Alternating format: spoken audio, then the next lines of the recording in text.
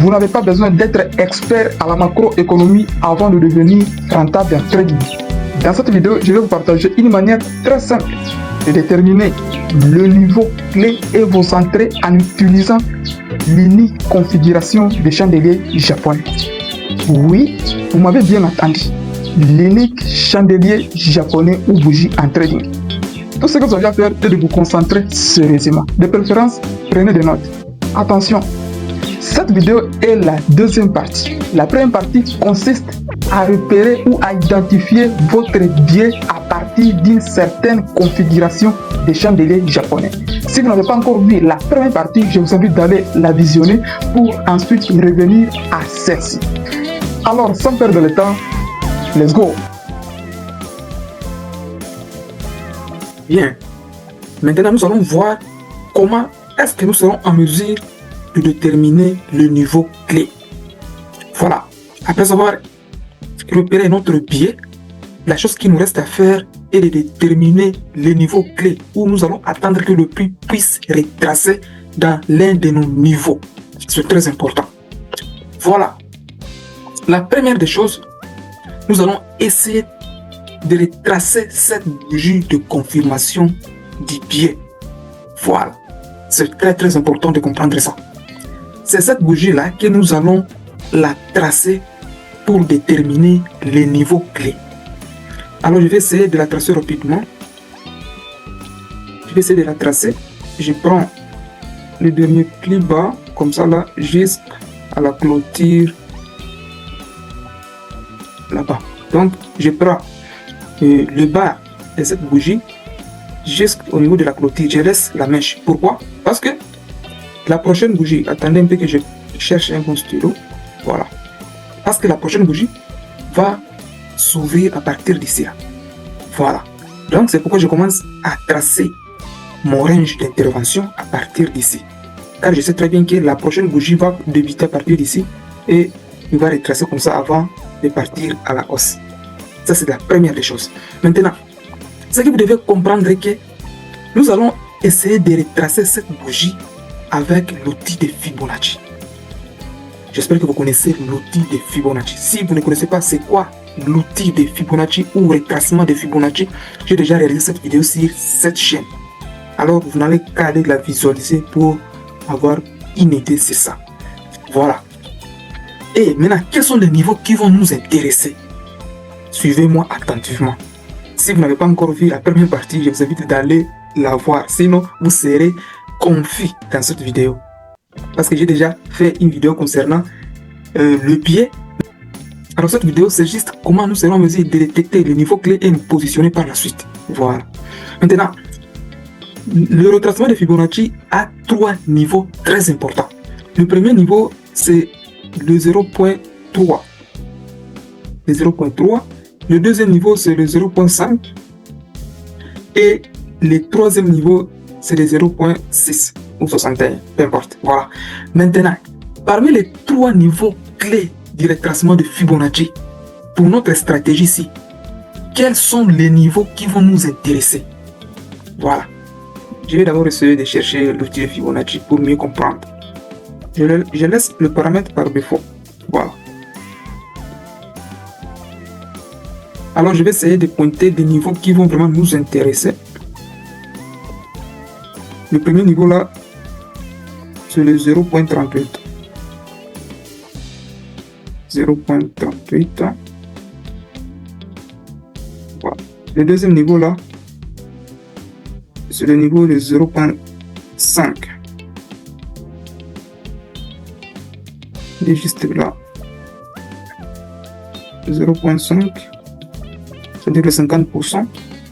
Et le troisième niveau là, c'est le 0.61. Voilà. Ce sont les trois niveaux qui vont vraiment nous intéresser. Mais attention, il y a un petit détail très intéressant que vous devez comprendre. Après avoir retracé cette bougie, parce que c'est l'unique bougie qui va vraiment nous intéresser et qui va nous aider à détecter le niveau clé. Voilà. Et le petit détail là, c'est quoi? Vous allez remarquer que le niveau qui va vraiment nous intéresser beaucoup plus parmi ces trois, c'est le niveau de 0.38. Voilà. 0.30. Pourquoi? Parce que le prix, lorsqu'il va retracer là, parce qu'on veut juste choper les prochains mouvements, c'est-à-dire la prochaine bougie. Et le prix a plus tendance de venir juste rebondir au niveau de 0.38 et continuer avec la tendance. C'est rare même que le prix arrive à 0.5 et 0.61. C'est très rare. La majorité des cas, vous verrez, le prix va juste rebondir au niveau de 0.38 et repartir avec la tendance. Voilà, c'est pourquoi ce niveau de 0.38, c'est un niveau vraiment très important que nous allons attendre une fois le prix revient là-dessus. C'est très important. Maintenant, après avoir déterminé nos niveaux clés, je ne vous ai pas dit, une fois le prix revient au niveau de 0.61, il ne faut pas se positionner, non. Je vous ai dit, en fonction des probabilités. Parfois, le prix peut arriver jusqu'au niveau de 0.38. Ce n'est pas du tout mauvais. Ok. Maintenant, après avoir identifié nos trois niveaux clés, la chose qui nous reste à faire est d'attendre une confirmation d'entrée. Parce que nous voulons vraiment mettre toutes les probabilités à nos côtés pour bien choper les prochains mouvements. C'est très important. Une fois le prix revient dans l'une de nos zones, nous allons attendre une confirmation. Concernant maintenant les types de confirmation, nous avons deux. La première confirmation, c'est une confirmation par chandelier japonais ou bougie. Et la seconde confirmation que nous aurons besoin, c'est la confirmation par cassure de structure. C'est très important de comprendre ça. Alors, une parenthèse. Par exemple, vous avez déterminé votre billet en deux lits. Par exemple, cette configuration-là, vous l'avez trouvée en deux lits. Et que vous voulez rechercher une confirmation par bougie. Au minimum H3. Donc, commencez à rechercher votre confirmation par bougie en H4 et au minimum H3, un point bas. Ne descendez pas très bas, sinon vous aurez des mauvais signaux. C'est très important. Il faut privilégier, une fois que vous recherchez une confirmation par bougie, il faut privilégier les unités de temps supérieures. C'est très important parce que les unités de temps supérieures sont solides. Maintenant, lorsque vous voulez vous positionner en utilisant la confirmation par cassure de structure, c'est par là que vous devez maintenant descendre dans les unités de temps plus petites pour avoir cette configuration de la cassure de structure. Et la cassure de structure que nous allons utiliser, c'est soit le breaker block, comme ça là, c'est soit le mitigation block, puis il revient là, il commence à partir comme ça. Voilà. Et nous allons nous positionner quelque part là. Voilà le dé de confirmation que nous allons utiliser. Une précision.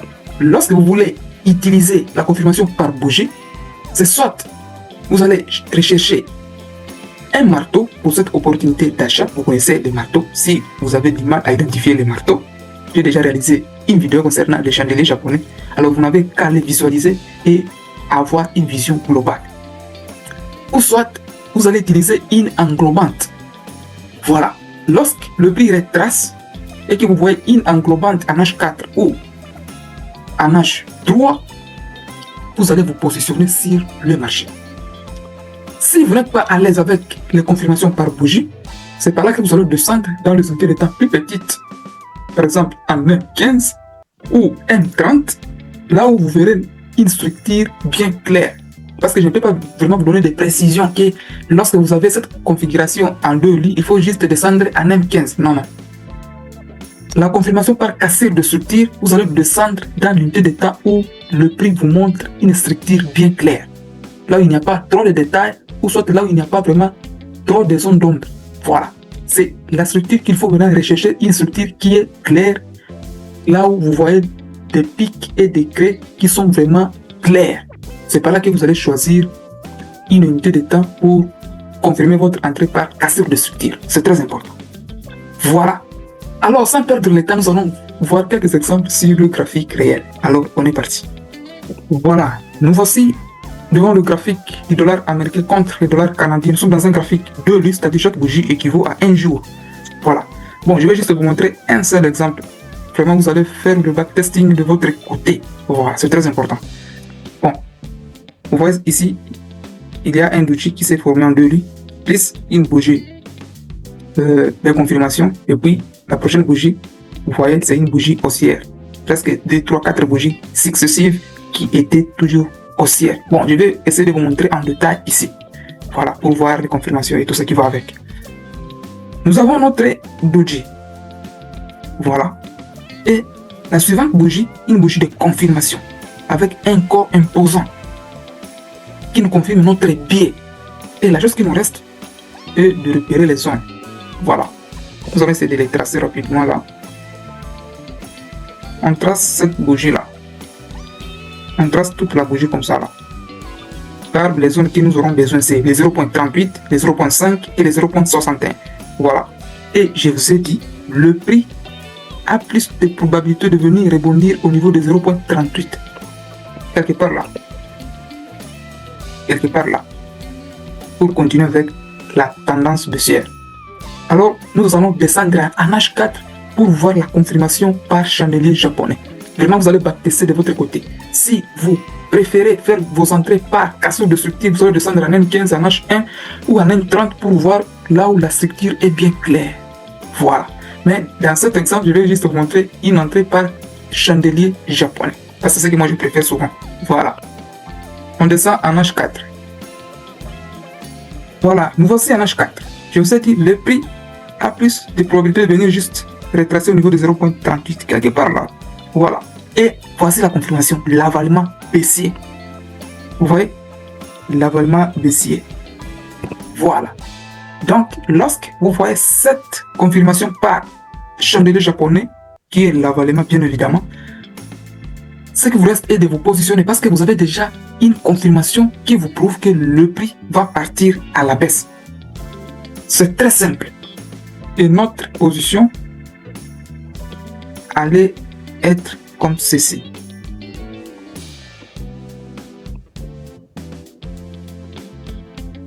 Notre stop loss juste au-dessus, quelque part là. Voilà. Parce que votre entrée, vous pouvez la faire quelque part là, après juste la clôture de cet avalement qui a été réalisé là. Et l'objectif, c'est-à-dire votre take profit, tout dépendra de votre style. Je ne sais pas, vous visez combien de RR par position. Voilà. Tout dépendra de votre façon de faire les choses sur le marché en fait. Vous pouvez viser 1 pour 3, 1 pour 2. Tout dépendra de votre façon de manager votre trade. Ou soit vous faites des clôtures partielles. Voilà. Moi, mon objectif est de vous montrer des entrées qui peuvent vraiment vous aider à choper les mouvements très intéressants sur le marché. C'est très important de comprendre ça. Voilà. Les stop loss doivent être placés au-dessus de la confirmation. Voilà. Vous voyez cette bougie haussière là. C'est là où notre stop loss doit être placé. Donc les stop loss doivent être placés au niveau de l'invalidation de notre opportunité. Après avoir trouvé une confirmation comme ça là, notre stop loss doit être placé au-dessus. Voilà. Une fois le prix casse ce niveau-là, c'est-à-dire notre opportunité est invalidée. Une fois le prix arrive à casser ce niveau-là. Voilà. C'est pourquoi il est très important de placer votre stop loss à l'endroit de l'invalidation de votre opportunité. Voilà en quelque sorte comment vous devez vous servir de cette manière très simple mais très efficace de vous positionner sur le marché financier en utilisant cette façon de déterminer votre biais juste avec le chandelier japonais. C'est très important et c'est très capital et c'est très puissant. Allez backtester de votre côté pour avoir plus de data. Une fois que vous avez beaucoup de data, c'est par là que vous aurez plus de confiance à utiliser une stratégie quelconque. Parce que si vous n'avez pas de data, il est difficile que vous continuez à utiliser cette stratégie que vous n'avez pas vraiment une confiance. Parce que ce sont des data qui vous donnent une confiance de continuer à trader avec une stratégie quelconque. C'est pourquoi je vous recommande de backtester pour avoir plus de data. Lorsque vous avez des data dans ce cas-là, vous allez continuer à trader avec toute confiance. Voilà, nous arrivons à la fin de cette courte vidéo. Si ce contenu vous a plu, n'hésitez pas à le liker, à le partager autour de vous. On se dit ciao et on se retrouve à très bientôt pour un autre tutoriel.